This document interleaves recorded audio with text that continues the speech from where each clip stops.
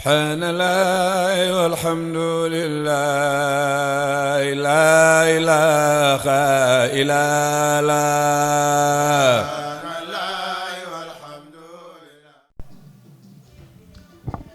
asalaamaaleykum wa rahmatullahi taala wa barakaatuhu.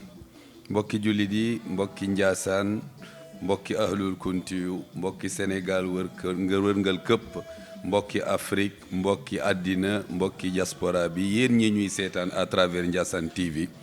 ñu ngi ñëw fii en tant que talibé ngir woote ak wax ci koo xam ni jikkoom daal mooy jikkoy yonent Yàlla Muhammad, muy Cheikh bu Mouhamad Kunta ibn Cheikh Abdourahmane bu ñu gën koo xam ci sëriñ Mam bu Munni.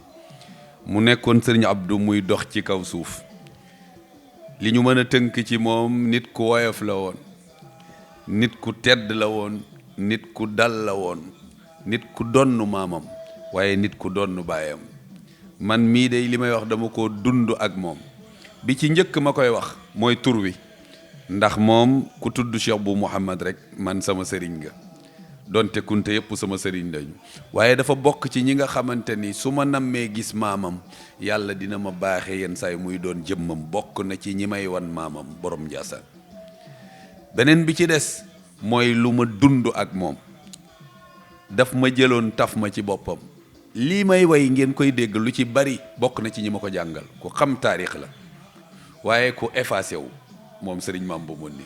nekk na nit koo xamante ni fa tabarakallahu ku mën nitam la. lépp lu way juróom wa daan taxawee def na ci kéemtalaay kàttanam. te lii may wax mbooleem kuy taalibe sëriñ Abdou mën nga koo seede. ngay xale, ngay mag, ngay ndaw, sa cosaan bàyyi ko ci Cheikh Abdourahmane bu, wala sa cosaan bàyyi ko ci Cheikh bu Mouhamad Kunta wala doomam yi, mën nga ko yendal, mën nga ko fanaan loo ci àll. ku disponible la, foo ko gis fa tabarakallahu dëddu ga lu feeñ la ci moom macha allah. jour de moom boo xoolee sëriñ Mam bu Munni xam ni nit ku dëddoo ngi nii. dëddu nag da nga koy am ba pare mën ko soog koo mën a def. sëriñ Mam bu Munni da daan am léegi benn mu nekk ci loxoom mu mën la koo jox des ak yàlla. kooku ku nekk gis na ko fa tabarakallahu. xoolul woon tamit ci jox-joxam doom ju mu jur ak doom ju ñu ko jural. kon nag na maamam daan dunde noonu la doon dundee, waaye nag na baayam daan dundee noonu la daan dundee. man mii day gën naa fi nekk xale mu wóor la ni daa bokk ci mag ñi lay responsabiliser. mën naa ci joxe benn anecdote. am na benn bis dafa ñu ni suba la gàmmu Ndiassane ay dawaayir ñëw di ziyaara, mu daan nii nañu ma xaar ma ñëw. maa ngi fekk ay kilifa yu bare ngi toog. bu nu kiyee rek mun leen xaar leen de ba ma agsi. mu ni ma agsi nga, mu ni waaw, mu ni ma defal subhanallah.